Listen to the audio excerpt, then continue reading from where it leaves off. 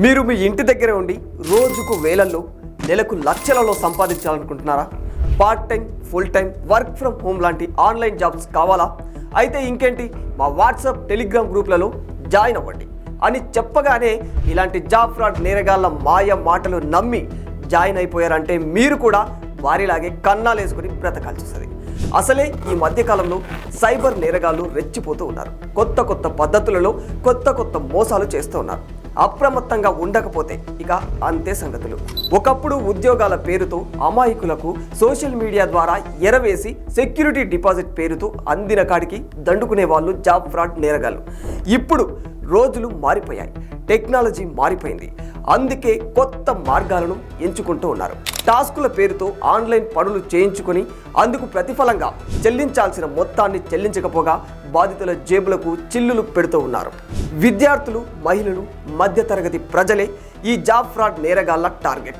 ఎందుకంటే ఈ part time, work from home ఉద్యోగాలకు విద్యార్థులు, మహిళలు, మధ్యతరగతి ప్రజలే ఎక్కువ ఆసక్తి చూపిస్తారు. ఇలాంటి వారి బలహీనతే జాబ్ ఫ్రాడ్ నేరగాళ్లకు పెట్టుబడిగా మారిపోయింది. అందుకే అలాంటి అమాయకులనే తమ మోసాలకు ఎంచుకుంటున్నారు, కాల్స్ చేస్తున్నారు, వాట్సాప్, టెలిగ్రామ్ గ్రూపుల్లోకి ఆహ్వానిస్తున్నారు. మరి వీళ్ళకి మన మొబైల్ నెంబర్స్ ఎలా తెలుస్తాయని మీరు అనుకోవచ్చు. అయితే ఉద్యోగ అవకాశం కోసం మన వివరాలను జాబ్ పోర్టల్స్లో అప్లోడ్ చేస్తాం.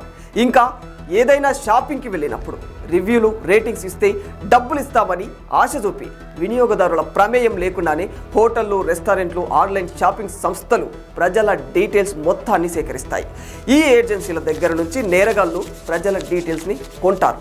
ఈ డేటా ఆధారంగా ఆయా ఫోన్ నెంబర్లకు వాట్సాప్ ద్వారా బల్క్ మెసేజ్లు పంపిస్తూ ఉంటారు.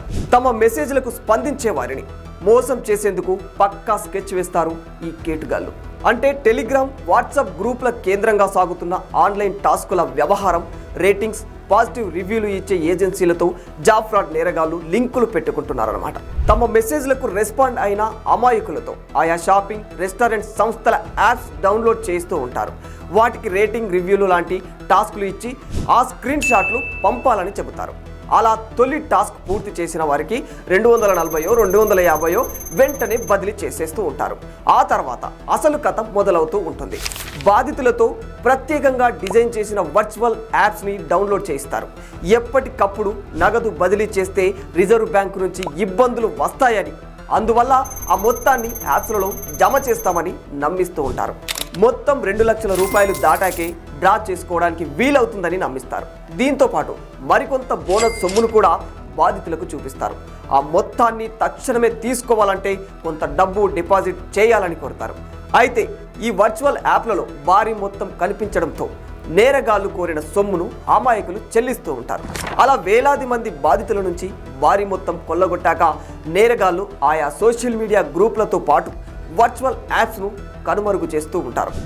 ఏదేమైనా మోసపోయేవాడు ఉన్నంతకాలం మోసం చేసేవాడు పుడుతూనే ఉంటాడు. కాబట్టి ఇప్పటికైనా జాగ్రత్తగా ఉండండి. రివ్యూలు, రేటింగ్స్ ఇస్తే డబ్బులు ఇస్తామని అనగానే ఎగబడి ఎక్కడ పడితే అక్కడ మీ డీటెయిల్స్ని ఇవ్వకండి. ఇలాంటి కేటుగాళ్ళ చేతుల్లో మోసపోకండి. For more videos like this, subscribe Big TV channel.